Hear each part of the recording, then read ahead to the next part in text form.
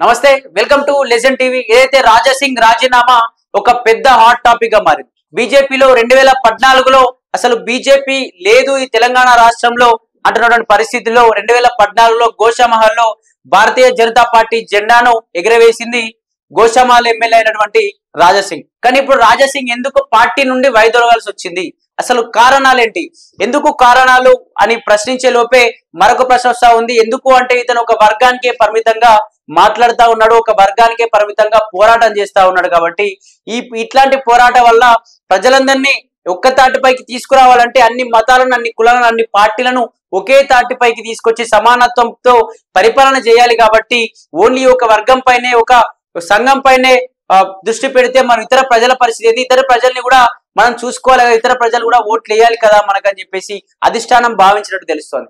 కానీ ఇక్కడ ఏంటి అంటే ఏదైతే గ్రామ స్థాయిలో కావచ్చు, జిల్లా స్థాయిలో కావచ్చు, తెలంగాణ రాష్ట్ర వ్యాప్తంగా బీజేపీ లేనప్పుడు రాజా సింగ్ మొట్టమొదటి జెండా ఎగరవేసింది రాజా సింగ్। అటువంటి రాజా సింగ్ ఎందుకు వైదొలగాల్సి వచ్చింది?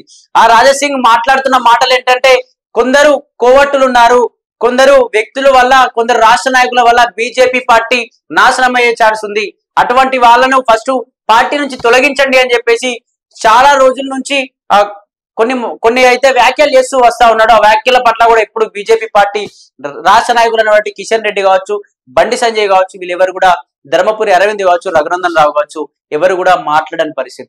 మరి ఎందుకు మాట్లాడలే? నిజంగా అతను వెళ్ళిపోయిన తర్వాత రాజీనామా చేసేసి కిషన్ రెడ్డి గారు ఇగో లవ్ లెటర్ ఇస్తున్నా, కిషన్ రెడ్డికి లవ్ లెటర్ ఇవ్వడానికి వచ్చినా, ఎందుకంటే నేను పార్టీ నుంచి పక్కకు పోతా ఉన్నా, పార్టీని నాశనం చేయబోతా ఉన్నారు కొందరు రాష్ట్ర నాయకులు అని చెప్పేసి దీనికి సంబంధించి గోషామహల్ ఎమ్మెల్యే రాజా సింగ్ కూడా చెప్తా ఉన్నాడు పరిస్థితి। మరి నిజంగా పార్టీ నుండి ఎందుకు బయటకు వెళ్లాల్సి వచ్చింది?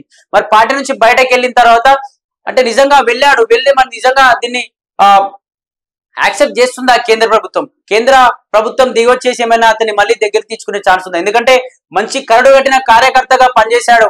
ఎక్కడైతే ఆ బక్రీద్ విషయంలో కూడా ఇక్కడ దానికి సంబంధించిన పశువులకు సంబంధించి కూడా లారీలు వెళ్తా ఉంటే ఆపిన పరిస్థితి, ఎక్కడ హిందూ దేవాలయాల పైన ఎక్కడ ఇబ్బందులు జరిగినా అక్కడ పోయి కూడా క్వశ్చన్ చేసిన పరిస్థితి, హిందూ సంఘాల పైన కావచ్చు, హిందూ వ్యక్తుల పైన కావచ్చు, ఇటు పాస్టర్లు ఇష్టానురీతిగా మాట్లాడుతున్నప్పుడు కూడా పాస్టర్ల పైన కూడా సవాల్ విసురుతూ పాస్టర్లతో డైరెక్ట్ గా క్వశ్చన్ చేసిన పరిస్థితి। ఎందుకు ఒకే వర్గం పైన మాట్లాడాల్సి వస్తుంది అని చెప్పేసి కూడా పార్టీ నిర్ణయం తీసుకుంది। అందుకే అతనికి నామినేషన్ వేయడానికి కూడా తిరస్కరించింది। అతను నామినేషన్ వేయడానికి వస్తే పార్టీ ఆఫీస్ కూడా లేదు, ఆల్రెడీ రామచంద్రరావును ఏకగ్రీవంగా ఎన్నుకుంటున్నామని చెప్పేసి కూడా మాట్లాడడంతో అతను నిజంగా తీవ్ర బాధకు లోనైన పరిస్థితి। ఎందుకంటే ఒకప్పుడు బీజేపీ లేని సమయంలో కొట్లాడి బీజేపీ తీసుకొచ్చిన వ్యక్తి ఇప్పుడు ఎందుకు నామినేషన్ ఇవ్వడానికి కూడా తిరస్కరించింది బీజేపీ పార్టీ అని చెప్పేసి కావాలనే కొంతమంది వ్యక్తుల వల్ల రాష్ట్రంలో ఇంకా బీజేపీ జెండా ఎగరడం లేదని చెప్పేసి కూడా మాట్లాడుతూ ఉన్నారు। మరి నిజంగా రాజా సింగ్ బయటకు వెళ్ళిపోయిన తర్వాత మళ్ళీ ఏదైనా పార్టీలో కలిసే అవకాశం ఉందా, లేకపోతే మళ్ళీ కేంద్ర ప్రభుత్వం ఒకవేళ వచ్చి మాట్లాడితే నిజంగా మళ్ళీ బీజేపీ పార్టీలో చేరే అవకాశం ఉందా? ఇటు శివసేనకు సంబంధించి కూడా రాష్ట్ర అధ్యక్షుడు కలిసే ప్రయత్నం చేశారు రాజా సింగ్ అని చెప్పేసి కూడా వార్తలు వస్తా ఉన్నాయి। ఇటు శివసేనలో కూడా చేరే అవకాశం ఉంది, ఎందుకంటే ఇటు బీజేపీ తర్వాత అటు శివసేన మళ్ళీ తెలంగాణకు వచ్చింది, తెలంగాణలో రాష్ట్ర అధ్యక్షుడు కూడా ఉన్నాడు కాబట్టి శివసేన రాష్ట్ర అధ్యక్షుడు అయిన తర్వాత శివసేన కోసం పోరాటం చేసి మన రాష్ట్రంలో శివసేన అధికారంలోకి వస్తే అక్కడ మళ్ళీ సీఎం గా రాజా సింగ్ ఉండబోతా ఉన్నాడని చెప్పేసి కూడా శివసేనలోకి రాజా సింగ్ వెళ్ళబోతా ఉన్నాడని చెప్పేసి కూడా వార్తలు వస్తా ఉన్నాయి। మరి నిజంగా శివసేనతో కలిసే అవకాశం ఉందా, లేకపోతే కేంద్ర ప్రభుత్వం ఏం చెప్పబోతుంది? రాజా సింగ్ అసలు ఎందుకు వైదొలగాల్సి వచ్చింది? అంత కరడు కట్టిన బీజేపీ వ్యక్తి, అంత కరడు కట్టినటువంటి హిందూ వ్యక్తి, హిందూ ధర్మాలను పాటించే వ్యక్తి, హిందూ ధర్మాన్ని కాపాడడం కోసం పుట్టాను, సనాతన ధర్మాన్ని కాపాడుతానని చెప్తే పోరాటాలు చేస్తున్న వ్యక్తి ఇతను ఎందుకు వైదొలగాల్సి వచ్చింది పార్టీ నుంచి?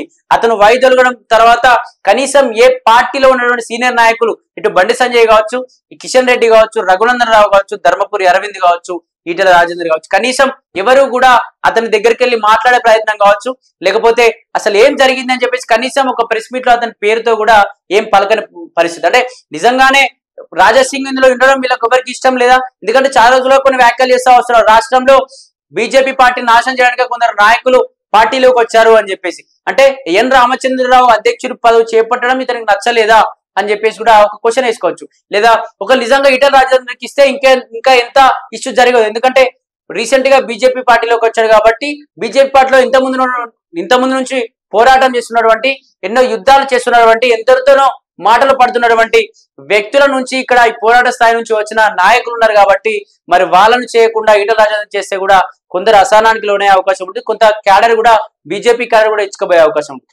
మరి ఎందుకు ఓన్లీ రెడ్డి రావులకి అవకాశం ఇస్తుంది బీజేపీ పార్టీ, మరి ఎందుకు బీసీలకు ఇవ్వలేకపోతుందని చెప్పేసి కూడా ఇటు ఈటల రాజేందర్ కావచ్చు, ఈటల రాజేందర్ యొక్క అభిమానులు కూడా మాట్లాడుతూ ఉన్నారు. డైరెక్ట్ గా మాట్లాడకపోయినా పర్సనల్ గా ఆఫ్ కెమెరాలో కూడా మాట్లాడుతూ ఉన్నారు. ఎందుకు ఈటల రాజేందర్కి ఎందుకు ఇవ్వలేదు, బీసీల ఈటల రాజేందర్కి ఇస్తే బీసీలో ఉన్నటువంటి ముద్రాజులు కావచ్చు, ముఖ్యంగా వాళ్ళందరూ కూడా బీజేపీకి మొగ్గు చూపే అవకాశం ఉంటుంది కదా.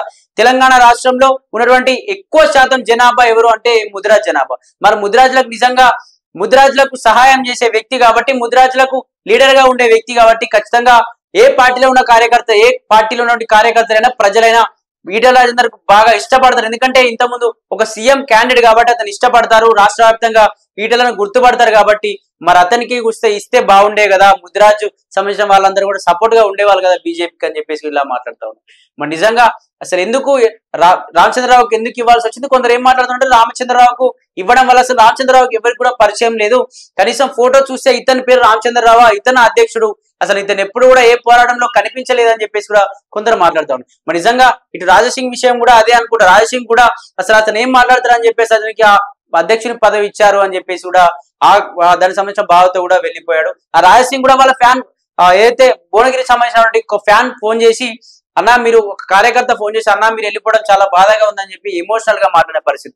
లేదు తమ్ముడు, బీజేపీలో కొందరు ఇట్లాంటి వాళ్ళు ఉన్నారు, అట్లాంటి వాళ్ళ వల్ల మనం మెదలేము, కావాలంటే మనం వేరే పోరాటాన్ని ఎంచుకుందాం అని చెప్పేసి కూడా ఆ వ్యక్తిని బాధపడుతున్న వ్యక్తిని మందలించే ప్రయత్నం చేశాడు రాజసింగ్. అలా ఆ విధంగా ఎంతో మంది యూత్ ని అట్రాక్ట్ చేసుకున్నాడు రాజసింగ్. మరి రాజసింగ్ వెళ్ళిపోవడం ద్వారా పార్టీ నుంచి ఏమన్నా కీలక మార్పులు ఏమైనా వచ్చే ఛాన్స్ ఉందా? లేకపోతే పార్టీలో ఉన్నటువంటి కార్యకర్తలు, చాలా మంది కార్యకర్తలు ఉన్నారు, ఆ కార్యకర్తలు అందరూ క్యాడర్ ఇట్లా దెబ్బతినే ఛాన్స్ ఉందా?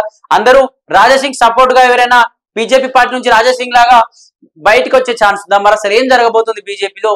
కేంద్ర ప్రభుత్వం దగ్గరకు వెళ్ళిందా ఈ ఇన్ఫర్మేషన్ లేదా? ఒకవేళ నిజంగా పోతే వాళ్ళు వచ్చి రాజసింగ్ తో ఏం మాట్లాడే అవకాశం ఉంది? అసలు ఏం జరగబోతుంది బీజేపీ పార్టీలో అని చెప్పేసి కూడా ఎదురు చూడాలి.